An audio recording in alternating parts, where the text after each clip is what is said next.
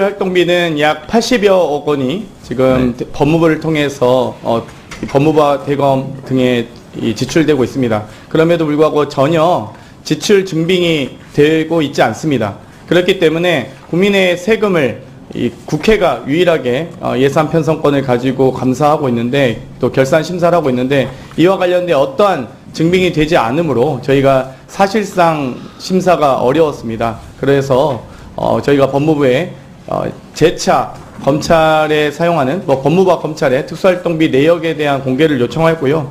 이 내역을 요청하는 과정에서 특수활동비 이 지출 지침에 대한 요구도 있었습니다. 그래서 지출이 어떤 기준에 의해서 되는지를 문의하였고 그에 대해서 지침 서류를 제공할 수는 없으나 열람은 가능하다고 하여 열람을 하고 또 이 특수활동비에 대한 각 지청, 지검 등의 기관별 이 특활비 배분 현황과 여러 이 내역에 대한 공개를 요구하였고 여기에 대해서 가능한 범위 내에서 제공하겠다는 답변을 받았습니다. 네.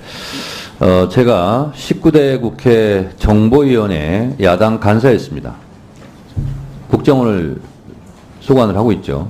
야당 간사라면 국정원 정보위 예산결산심사소위원장을 제가 했습니다. 국정원 예산도 예산결산소위원회 위원장은 결산, 예산 모든 자료를 가져오라고 그래서 제가 일일이 연필로 체크하면서 4시간, 5시간 동안 제가 직접 다 보고 확인하고 그리고 1차장 소관, 2차장 소관, 3차장 소관 자기들끼리 정리 못하는 것은 제가 교통정리도 해준 바가 있습니다. 그리고 국정원 예산이기 때문에 그것은 비밀에 속하기 때문에 그걸 제가 공개한 바도 없습니다. 그러나 국회에서 해야 될 기능은 이렇게 해야 됩니다. 그렇기 때문에 국정원 예산도 제가 그렇게 한 바가 있는데 검찰 특수활동비가 뭐라고 일단 이것을 집행 내역을 공개하지도 않고 그리고 또 예산결산 심사위원들한테까지도 비밀로 자료를 주지 않는 것은 있을 수 없는 일이라고 생각합니다. 그래서 제도를 개선하려면 세부 집행 내역을 알아야 제도 개선을 할 거 아닙니까? 그래서 이 부분은 앞으로 법사위에서 결산 심사를 하든 예산 심사를 하든 집행 내역을 제출하지 않으면 특수활동비는 전액 삭감하시기 바랍니다. 그렇게 해야 그것이 제도 개선이 된다 이렇게 생각하고요. 그 다음 법제처 소관에 대해서는 현실적인 기타직 보수 예산 편성 필요 등 2건 이렇게 했는데 이것도 우리 예산결산심사소위원장이 읽은 것만으로는 국민들이 알아들을 수가 없어요. 이것도 잠깐 설명해 주시기 바랍니다. 지금 여러 이 정규직을 제외한 또 이 비정규직 등으로 여러 업무에 종사하도록 하는 분들도 계시고요. 또 여러 기타직이라고 해서 정규직 이외에 직제를 가지신 분들이 실제 근무하고 계십니다. 그렇기 때문에 여기에 대한 이 현실적인 보수와 또 체계를 좀 만들어서 현실적 대안을 만들어야 된다의 정도 보고 드리겠습니다. 네, 감사원에서는요. 업무용 택시 예산을 감사 활동비 일반 수용비로 이관 편성할 필요했는데 이게 뭔 말인지 모르겠어요. 지금 현재 업무용 택시에 대해서 이 기본 경비를 더해서 특수활동비가 들어갔습니다. 제 기억에 지금 5억 8천여만 원 정도인데요. 감사원 직원 전체 직원 1,100명이라 봤을 때 그중에 감사 실제 업무를 하는 인원들이 만약 탄다고 해도 2만 원씩 택시비를 타도 2만 8천여 회를 택시를 탄 것이 됩니다. 그렇기 때문에 5억 8천여만 원의 택시비 지출은 너무 지나치게 과다하다라고 했지만 실제 총액만 저희 법사위 예결소위에 보고를 했지 구체적 사항에 대해서는 보고하지 않았습니다. 내역을 제출하지 않았기 때문에 강력하게 내역 제출해 주실 것을 요구했고요. 이에 대해서 일자와 여러 이 사용 시간 등을 고려해서 제출하기로 일단 했습니다. 자, 그러니까요. 감사원에서 감사원 직원들이 감사를 하기 위해서 가는데 업무용 택시를 탄다는 겁니까? 그런 거죠? 예, 그렇습니다. 근데 그것이 5억이 넘는다는 거예요? 5억 7,900만 원 정도. 감사원은 다른 차량은 없습니까? 택시를 타고 다녀야 됩니까?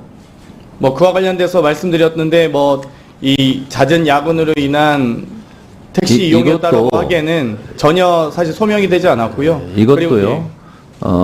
실제로 업무용 택시를 탔는지 아닌지도 지금 확인이 안 된 상태 아닙니까? 그렇습니다. 이 집행 내역을 자세히 보고하지 않기 때문에. 네, 그런 거죠? 전혀 내역이 없었습니다. 이렇게 되면 국회에서 부실 결산 감사가 되는 거죠. 그리고요.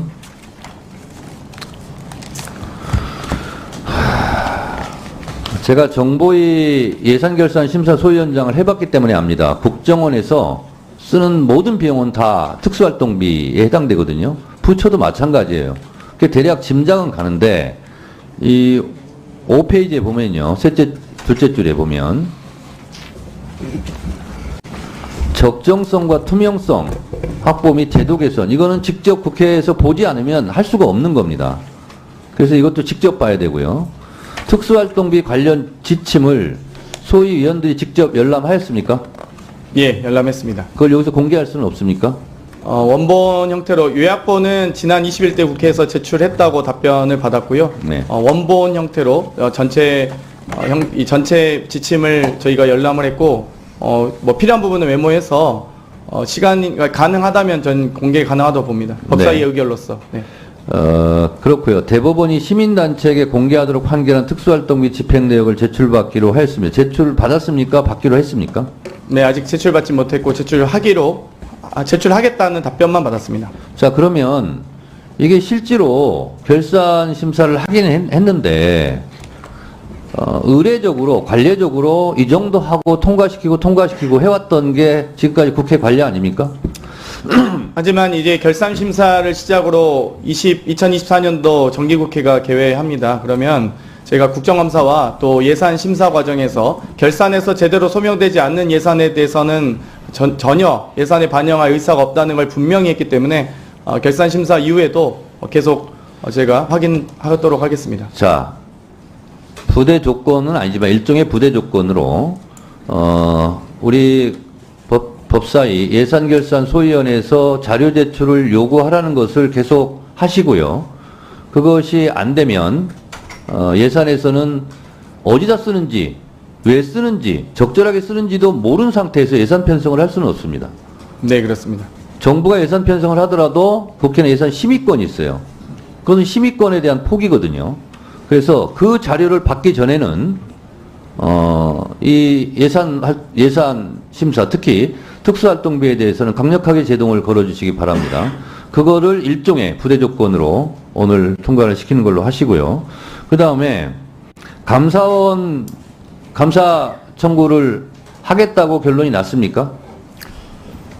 일단 검찰과 감사원의 특활비 집행 내역 자체를 제출하지 않았기 때문에 결산 심사 이전에 하지 않았기 때문에 이 부분에 대한 투명성과 적정성 확보를 위해서 감사원의 감사 요구를 하겠다라는 말씀을 드렸고요. 아니, 그러니까 소위에서 그거를 의결을 했습니까?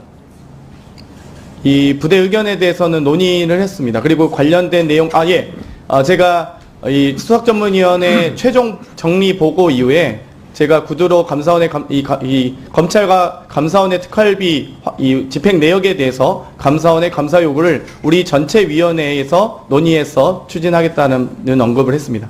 예, 그러니까 의결 사항은 아니지만 의결하기 전에 그거를 전제로 한 의결을 전제로 했습니까? 그렇습니다. 네. 그러면 지금 진행하고 있잖아요.